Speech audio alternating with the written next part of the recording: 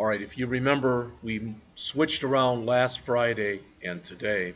So Friday was a lab, so today I'm going to go over some problems for Chapter 10. All right. Tomorrow morning when you come in, you'll do the written test for Chapter 10.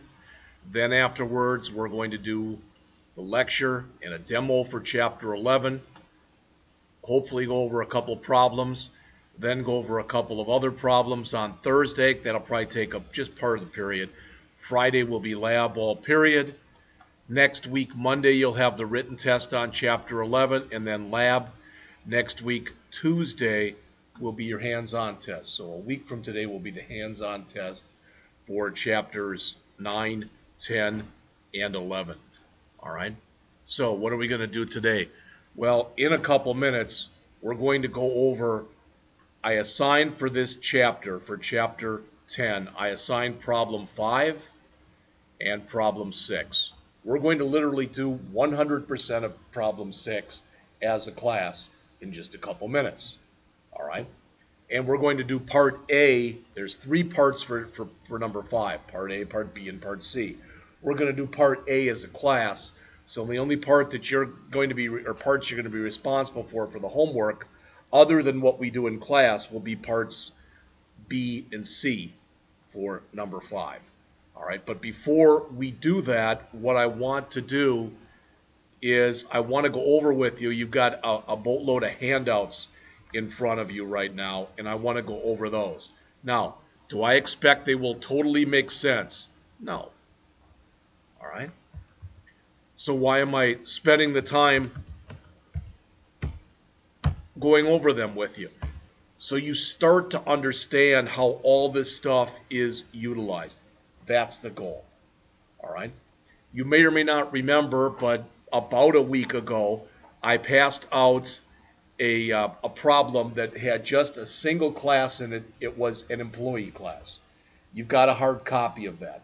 What we have now is, rather than an employee class, we've got a class employee that's got stuff in common for all employees. And underneath that, we've got 4 other classes. We've got a class called hourly.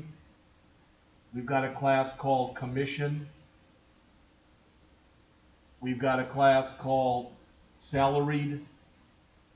And we've got a class called piece worker. So the idea is this mythical company has 4 different types of employees. And all employees, regardless of what type they are, will have certain things in common. They'll have a first name, a middle initial, a last name, an employee number, etc. All of that stuff that they have in common will be defined in here, in the employee file. All right? Anything that's specific to hourly employees will be defined in the hourly file. Anything specific for commission employees in the commission, for salaried employees in the salary, and for piece worker in the piece worker file. All right? So you don't have to type this in.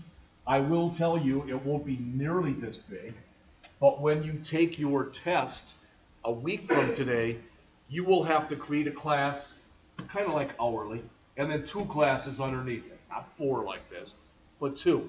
So I'm giving you this so you have some kind of a model, template, whatever wordage you want to use to be able to use for this. All right. The other thing that we have not gone through yet that we'll start to go through tomorrow or the next day. All right. But what we'll start to go through then is we'll talk about exceptions. And that will handle, that is one way of handling. For instance, if you say to somebody, how many hours did you work? And it's got to be between 0 and 84, and you put in 800. That doesn't make sense for the number of hours you worked in a week. So we will handle that by using what's called exception handling. We'll get to that later, but I just want you to understand, when you take your test a week from today, you will create 1 base class, 2 classes underneath that base class, and you will have exceptions. All right? That'll be your test. And between the hard copy here, what we went over last week, what we'll be going over, for the rest of the period today, and what we go over for the rest of this week, hopefully at least you'll be in pretty good shape, all right, for taking that test. So this is the employee class that you see on screen right here. So this is everything. Every employee has this stuff. So in other words, every employee has, and I don't even think we need that one anymore, but it's okay. All right. And I'm looking at this. I'm hoping that I didn't put an old version in here, but I could have, knowing me. All right. Every employee will have a first name. Every employee will have a middle initial. Every employee will have a last name. Every employee will have a union status, meaning that they are a union member or they're not. And every employee will have an employee number. See the handout I just gave you? Take a pencil, pen, whatever, put lines through all three of those. They shouldn't have been in there. So that, comment it out, do whatever. But those three things right there, because this is stuff that is for all employees. Not all employees have an hours worked. Not all employees have an hourly rate. All right? So just take those three, comment them out, put a line through them, do whatever. All right? Now, if you look up on the screen here, notice what this says. This says abstract class employee. All right, where we are right now, abstract class employee. That means that we cannot create an employee object. When something is abstract, all right, when something is abstract, last week I gave you the example where I said we had a class called animal. And then underneath it we had dog and cat and fish and bird or whatever the heck it was. And we said that that class animal or pet or whatever we called it, we would make that abstract because it's too abstract. In other words, you know, if you told somebody you had a pet, that's not enough information for them to understand what kind of pet it is. All right? So employee is going to be a class that all other employees are going to be based off of. But we're never going to create an employee object. In fact, with this word here, it is not legal. You cannot create an employee object. If you try to, with the word abstract, you get an error message. All right? So, again, these would be the default employee numbers. So, in other words, the employee number has to be between 1,000 and 10,000. I just made that up. There's no significance to that. And if for some reason we put in something out of range, we just put their default to 9999. Maybe that's stupid, but that's just the way I did it. All right? So again, these are the 5 things that all employees have. So, you may or may not remember this from last week, but let's kind of quickly go over it again. If you've got something like this that says public employee and there's nothing in the parentheses, that's called a no-arg constructor. There are no arguments being passed to that. So if I create an employee with no arguments, their first name is automatically UFN, unknown first name. Their middle initial is automatically an asterisk. Their last name is automatically ULN for unknown last name. Their union status is set to false, and their employee number is going to be set to that default, which is 9999 right there. Does that make sense to people? If you create an employee object and you pass nothing to it, that's what's going to happen. All right? Typically, though, you'd pass all the stuff to it. So you'd pass in a first name, you'd pass in a middle initial, you'd pass in a last name, you'd pass in is union or not, and you'd pass in an employee number. Now, if you look up on the screen right here, because this is a big thing, we are not doing any, right there, we are not doing any validation. All right? So if I pass in for first name 500, double quote 567 double quote, for example, they're going to think the first name is 567. All right? If I pass in an employee number, since it's an integer of negative 111111 or something like that, it's going to take it. We'll handle that stuff when we talk about exceptions. All right? But right now, there is absolutely no validation being done here. All right. This is the getter right there. All getters do, again, is return something. All right? Again, if I meet you for the first time and I say, what's your name? All right, and you say, Matt. All right, that's a getter. That's getting your first name. Well, what's your last name, Matt? He tells me his last name. Then that's a get of the last name. What's your middle initial? Then that's a get of the middle initial. All right? As I told you before, if it turns out we've got 3 people in here named Matt, I don't really want to call them Matt 1, Matt 2, and Matt 3. So maybe one would be Matthew, one would be Matt, maybe one we'd use the middle initial. So if we do that, then we're calling the set. If we're changing something, we're doing the set. So we're saying in here, if nothing was passed in for the first name, we will automatically set it to UFN, unknown first name. Otherwise, something was passed in, and again, we're not validating it to make sure that it is that it's alphabetic. We're just accepting it. So again, if somebody puts in there and it says, "Show me your first name," and you put in this, and it says, "Show me your last name," and you put in this, then as far as the program is concerned, your name is 567890. That makes sense? All right. And you might say, well, that's stupid. It is, but it's like that because as of right now, we have put in no validation. We'll talk about validation again later on this week. All right. Then we do a similar kind of thing with a middle initial. This is just a shortcut. Remember that question mark colon? This is that line that you see right there in blue is a shortcut for saying if value equals string dot empty, middle init equals this, else middle init equals this. That's all it's doing. All right? And then we do a similar one for last name. So again, this one line that you see for last name right there, line 99, is a shortcut for all of this stuff that you see right here. Is one better than the other? No. The one with one line I would rather do if it's up to me. If you say that I can type in one line of code or 1, 2, 3, 4, 5, 6, 7, 8 lines of code, I'll take one. Again, if you're writing a complex enough program that's got hundreds or thousands of lines, you look to save typing, etc., testing, etc., anywhere you can. All right?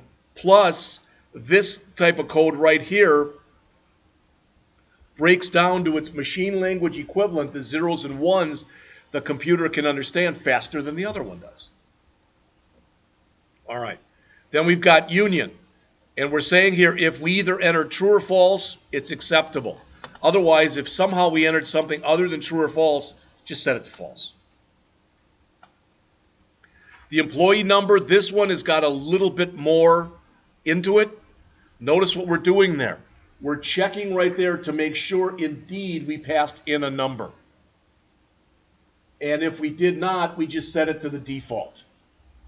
Okay? If we get down to here, if we get down to that line right there, all right? So if it's less than, and I'm looking at this, I may have made another mistake in here. Wouldn't be the first time. All right? So we're saying here return emp number.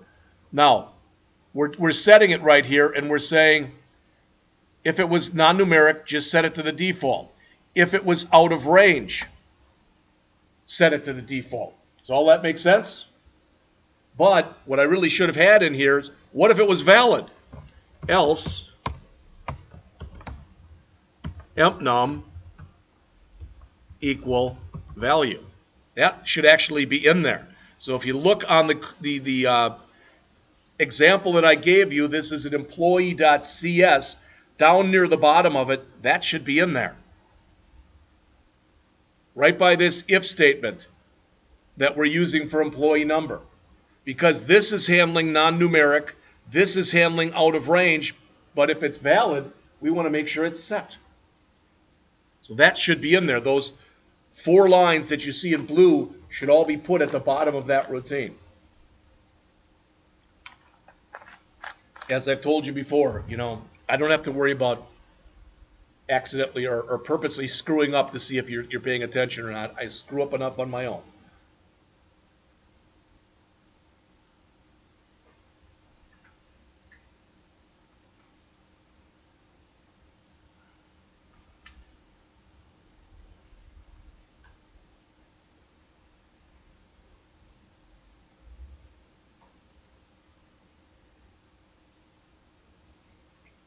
Everybody have that? All right. And then what this line of code means right here, what that line of code means is any class that inherits from this class must declare that method. All right, and what we're about to look at in just a minute is the hourly class and the commission class and the salaried class and the piece worker class all inherit from this class. Since they all inherit from this class, they all need to calculate earnings. But you calculate the earnings differently for an hourly employee because that'll be hours worked, hourly rate, etc. But if somebody is salaried, like I'm salaried, I would get paid the same whether I, just literally came in here at 5 to 8 and walked out of here at 4:25, or if I came in here and at 2 in the morning and worked until 10 at night, because I'm salaried. All right. If somebody is commissioned, they're going to be paid differently, and they're paid based on two things. Number one is how much did they sell for the week, and number two, what is their rate? So if you've got two employees that both sell $50,000 worth of stuff, and one makes 10% for their commission rate, and one makes 2%, well, the one for $50,000 that makes 10% made $5,000. All right. The one with 2% made $1,000. Big difference between 5,000 and 1,000. All right. And piece workers are going to be the number of pieces that they made in that hour times whatever they get per piece. So if they made 100 pieces and they get $1 per piece, they made $100 that hour. All right.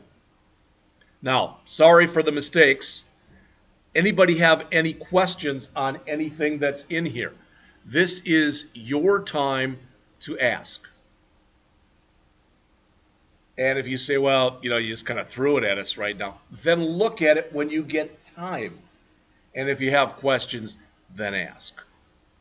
All right? All right, let's jump down then to the hourly class. So you've got this too. All right? Well, now to look at it, I guess I need gross pay. Yep. So go back in the original one I gave you, this employee. I told you to comment out this line that said gross pay. Don't comment out that line. Comment out the two that say hours worked and hourly rate. Do not comment out the one that says gross pay. Sorry. Do not comment that one out.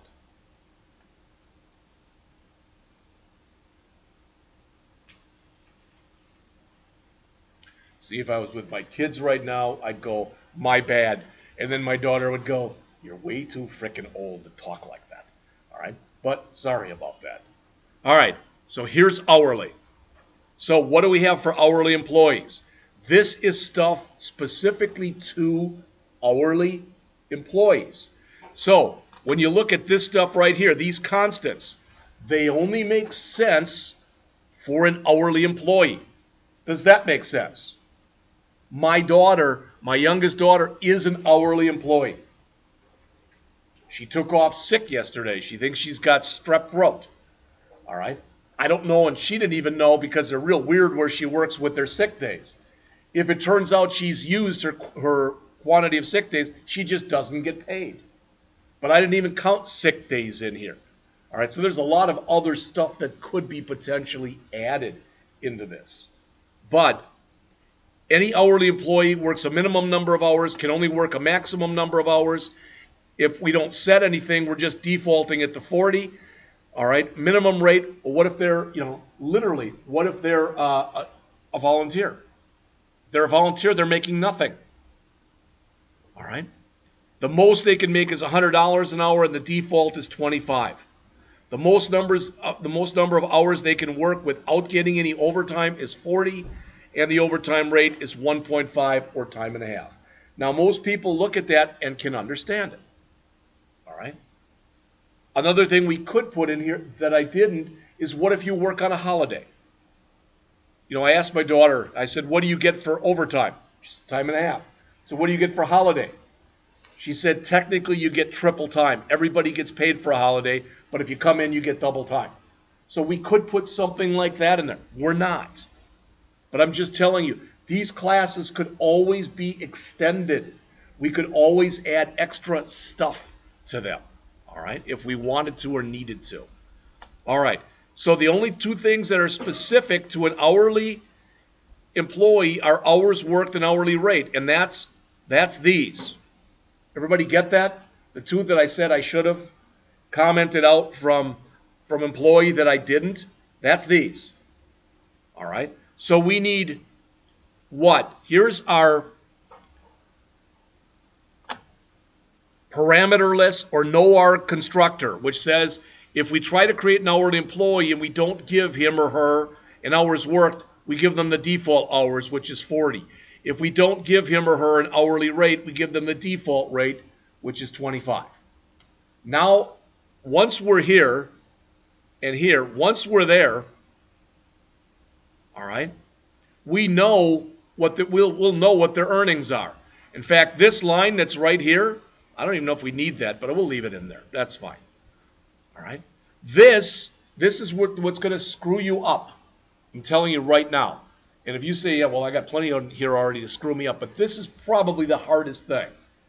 In English, what this means is if I create an hourly employee and I pass in the first name, middle initial, last name, union status, and employee number, those get passed on to employee. Where it says :base, that means call the parent. The parent of that is what? The parent is employee. Class hourly extends employee, or class hourly is inherited from employee. So again, what that means is, yeah, you've got to pass me in 1, 2, 3, 4, 5, 6, 7 pieces of data. But the first 1, 2, 3, 4, 5 are not being handled by me. They're being handled by my parent. And my parent is employee. We already just looked at that, how employee handles first name, middle initial, last name, union status, and employee number. We just looked at that. So the only two things that are special, so to speak, in here, the only two getter and setters we need are for hours worked and hourly rate. And what are we checking? Well, we're looking in here and we're validating again that they put in a number. Okay, so this will handle non-numeric input. This will handle, this will handle out of range input.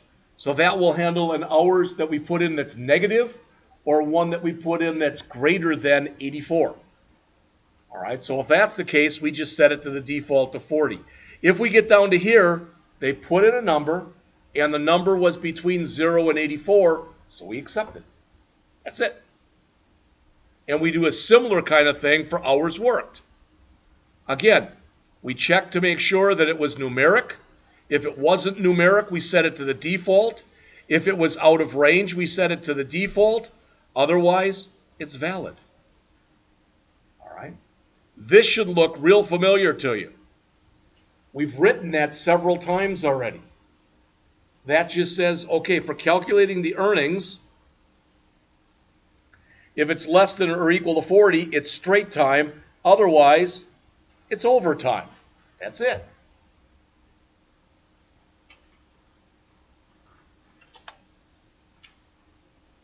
And again, I'm not going to lie to you, and I'm not going to say, hey, you think this stuff's easy? It's hard. The good news is when it's a year from now and we're in Java, by that time you'll have forgotten all of this stuff. But when we get into Java, it's done almost exactly the same way as this. So I always think it's much easier to relearn something than it is to learn something. So you'll be relearning this stuff when we talk about Java a year from now. All right? This right here is called an override. All right? I mean, imagine, this isn't the greatest of examples, but it's just kind of the one that popped into my head. All right? Let's say that we're reading the book and our author says, you should always do this in all of your programs. And I think that what the author just told you is BS. All right? I said, you know what? I've been doing this at least as long as she has, and she's totally wrong. What she said right there is wrong. Don't do that. Then I'd be overriding what she told you to do. Does that make sense? All right. So what we're saying is the way that the two-string argument would normally work, I don't want it to work that way. I want to take charge of it. So what that's going to do is that's going to print out all of this stuff. So an hourly employee, it should say employee name. Then it should have the first name, a space, the middle initial and a space, and the last name. Then it should say union status, and it should have that true or false. Then it should say employee number, and it should have the number. Then it should say hours worked, and it should have the hours worked formatted to 2 decimal places. Then it should say hourly rate, and it should have the hourly rate. And that should be formatted currency. Then it should have the gross pay. Does that make sense? You're going to see it in just a minute. All right. So that's an hourly employee.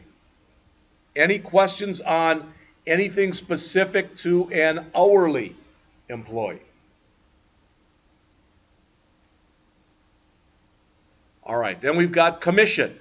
It's very similar commission to an hourly in that we only got 2 variables, a commission rate and a weekly sales. If you look up on the top here, we've got a bunch of constants that we set. The minimum commission rate you can get is 10%. The maximum commission rate you can get is 33%.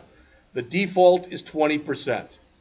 The minimum weekly sales that you can get are 0. You were sick. You were on vacation. You had a bad week. You know, whatever. The most I'm saying that you can sell in a week is 10,000. Maybe that's bad. You know, what if a person comes in and sells $1 million? All right, we're saying no. The max you can sell in a week is 10,000. These again are just numbers that I made up. All right, and the default for that will be 1,000. Again, here are our 2 values. If we call our parameterless constructor, we just set each value to their default. And again, if we've got a full arc constructor, just like you just saw, if you look on the screen, those first 5 out of 7 things are handled by the parent. The parent, again, handles the first name, the middle initial, the last name, the union status, and the employee number. The only thing for this class to handle are the commission rate and the weekly sales. That's it. And we're doing the same kind of thing. We're going to validate here that it's numeric. If it's not, we're going to set it to the default. We're going to validate here that it's whatever we entered is within range. And if it's not, we're going to set it to the default. Otherwise, it was valid. And we do the same thing with weekly sales. We validated that it's numeric. We validate that it's within range. If either one of those are false, we just set it to the default. Otherwise, it's valid. We again then override our calculate earnings. That's even simpler. This is one line of code. That's simpler than an hourly employee. We're saying that for every single commission employee, it's their rate times how much they sold per week. That's how much they make. Period. That's it. And then just like we did previously, we override the 2-string method. And that's it for a commission employee. All right? Any questions on that one? I mean, I'm throwing a lot of stuff at you. I understand that. Next is our salaried employee. That's the easiest one of all. They only have one thing, a salary. That's it. So we're saying the minimum that they can make per week is $1,000. The maximum is $20,000. And the default is $5,000. Again, numbers I just made up. The no arc constructor just sets the weekly salary. The full arc constructor, just like you just saw. That call to colon base, that will handle first name, middle initial, last name, union status, and employee number. So the only thing we have to handle here is the salary. All right, how do we handle the salary? Exact same way we just been looking at things. If it's non-numeric, we set it to the default. If it's out of range, we set it to the default. Otherwise, it's valid. For calculating the earnings, there is no calculation. Their weekly salary is their weekly salary. That's it. And then we again override the two-string method. That's probably the easiest one out of all of them because there's the least amount of work to do. You'll notice that it's only 90 lines. Most of the other ones, were upwards of 100 to 150 lines. Right. Any questions on a salaried employee? And let's look at the last one. That's a piece worker. Again, these are constants that are specific to a piece worker. The minimum number of pieces you can make in an hour, the maximum number of pieces you can make in an hour, the default number of pieces you make in an hour. The minimum price per piece, the maximum price per piece, and the default price per piece. Our two variables are pieces and price per piece. This is the only time we're using an int variable for one of our things to figure out a calculation. Because we're supposing you can't make part of a piece. That's why it's an int. And what do? Well, for the default or the no arg constructor, we just set these. For the full arg, you see it again. That our base class is handling first name, middle initial, last name, union status, and employee number. This routine has to only enter or handle pieces and price per piece. Pieces, what are we doing? We're validating that it's numeric. Then we're validating that it's within range. If it's not numeric, we set it to the default. If it's not within range, we set it to the default. Otherwise, it's valid. In a similar way, for the price per piece, all right, if it's not numeric, we set it to the default. If it's out of range, we set it to the default. Otherwise, it's valid. To calculate the earnings, it's simply the number of pieces they made times the price per piece. All right, and then we override the two-string to print it out. So I took a short story and made it long, but if I go back to this file, that's the one that was on top originally. This is the driver. It's got main in it. So if I go and run this, what you see are all the different employees that I set up.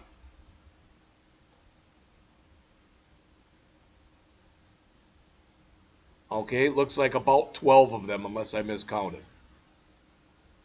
Did I test every single thing that could go wrong?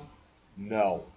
Because if I'd have done that with 4 types of employees, instead of having 12 of these, I probably would have had 40. All right? And with all the different combinations and permutations, it probably would have been closer to a couple hundred. All right? But what I would like you to do is to look that over. And if you have questions between now and next week, all right, when we take the test, I'd like you to ask. All right? And if no one does, I'm going to have to assume that you understand it and you can do something similar to that. Because that, again, is what you're going to be doing on the test a week from today. All right? All right, that said, then I'm going to jump in. We'll take a break, but we'll break at 5:02. So we'll get about 13 minutes in, so we'll get a good start on this. And what I'd like us to do, what we're going to do right now is we are going to, as a class right now, between now and however long it takes, we're going to do this one. We're going to do number 6. All right? I've already got it done. We wanted to make sure that I could do it, and that you could do it, etc. So, do you have this? No. We're going to create this as a class right now. So what I would like all of you to do is to start up Visual Studio. All right? Start up a new version of Visual Studio right now.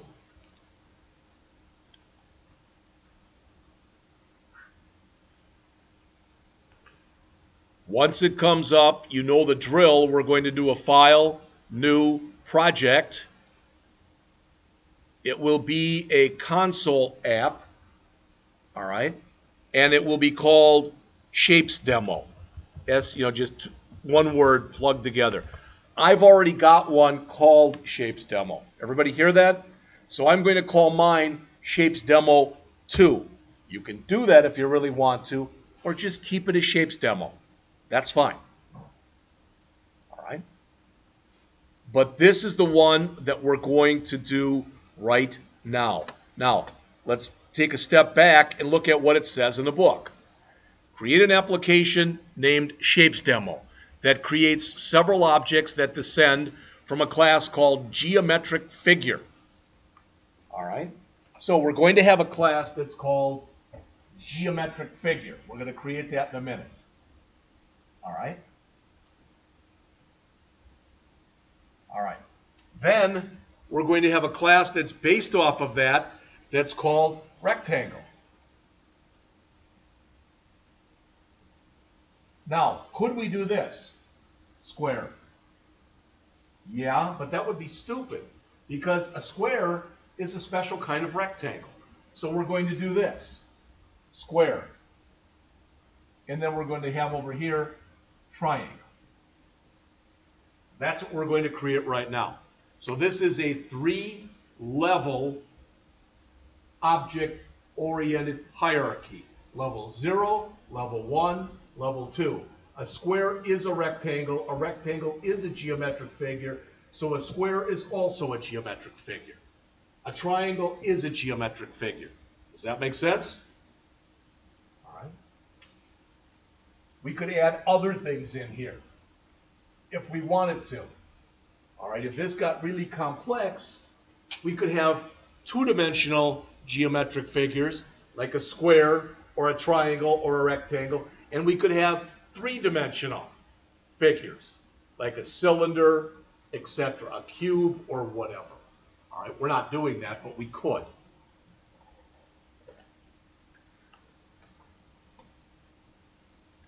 All right, so the first thing that I'm going to do is, and you don't have to do this, but I'm going to just copy this stuff right here. But the first thing that we're going to do, am I right in assuming now everybody's right here? All right. So the first thing that we want to do is, no, we're going to build main last. We'll do main last. The first thing we want to do is we want to come in and right mouse click on the name of the project, not our solution, but the name of the project. So right mouse click on Shapes Demo or Shapes Demo 2, choose Add and New Item. And we're going to add a new class in here. A new class that's called Geometric Figure. All right, so add a class called Geometric Figure. If you spell it wrong, if you put geometric figure or whatever, then the system's going to think that's what it's called. All right, so I made my geometric figure. I'm going to click Add, and there's my class Geometric Figure. I'm also going to add a comment in here. Whoops, a comment in here.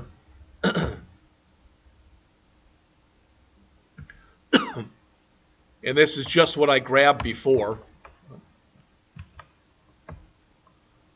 Again, I don't care if you do this or don't do this.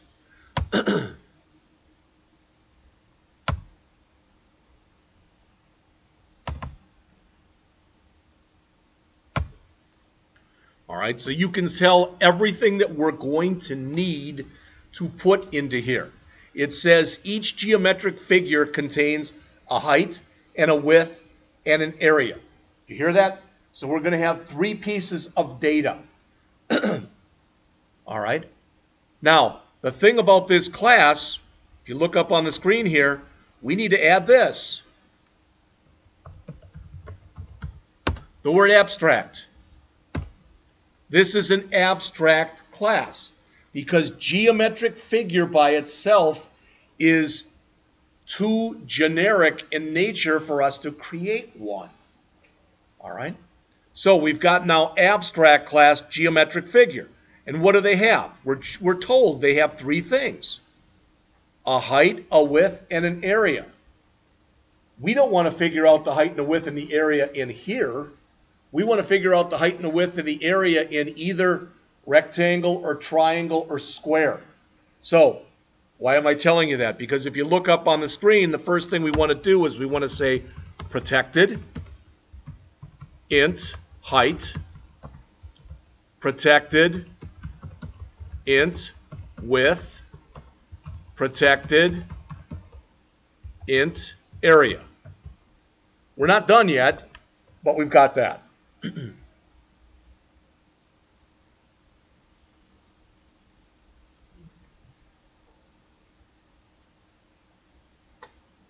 We're going to assume that every time we create one of these, so every time we create a geometric figure, it's going to have a height in it and it's going to have a width in it.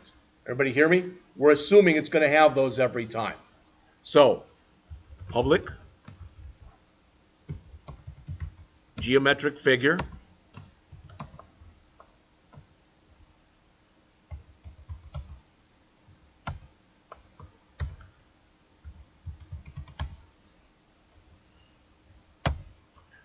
All right, and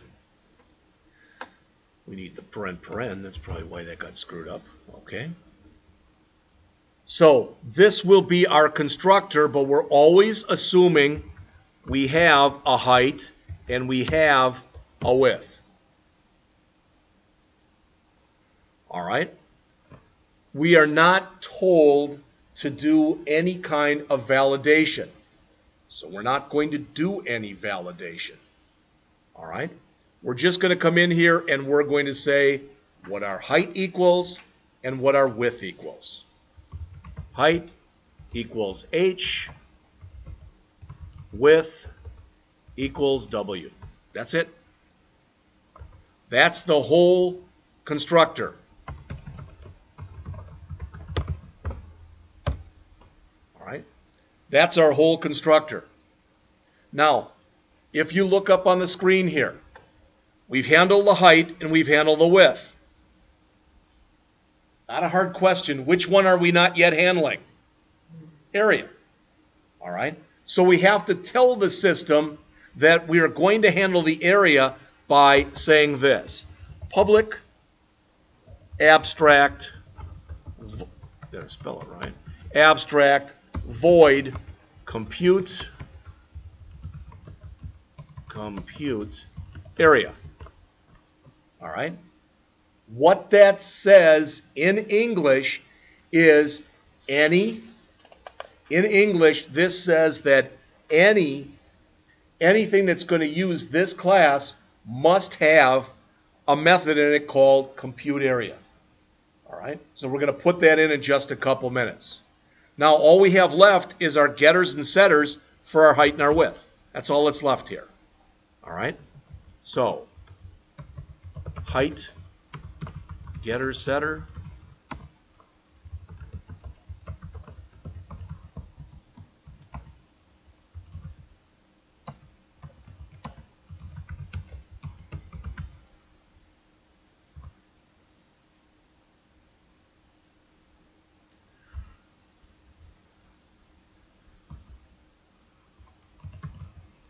This is going to look weird, but we'll go over it in just a second. So we've got our setter here.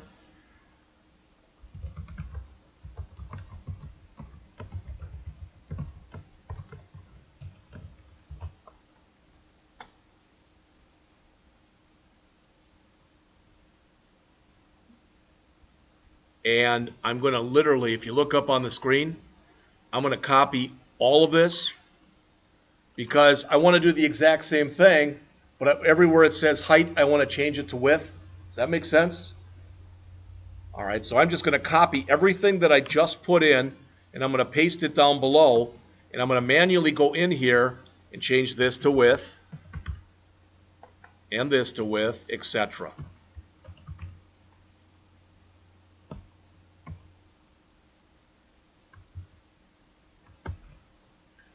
All right, so I now have my getter and my setter for both my height and my width.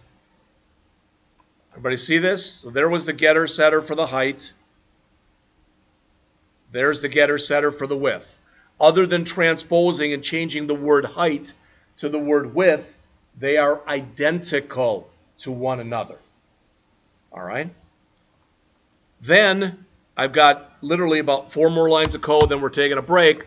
But I'm going to say in here, area, and I'm only going to have a getter. I'm not going to have a setter.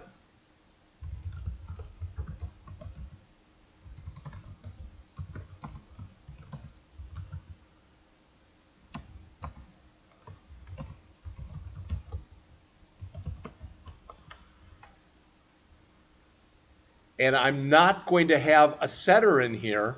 Remember, a setter is where you set the value. I'm not going to set that here. I'm going to set that in my square or rectangle or triangle.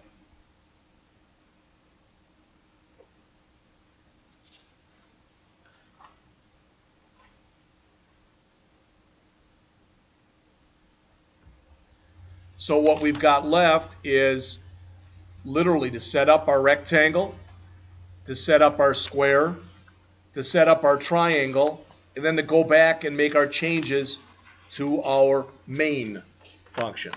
All right, but since it's 5:02, let's come back at 10 after, all right, and we'll pick it up right there.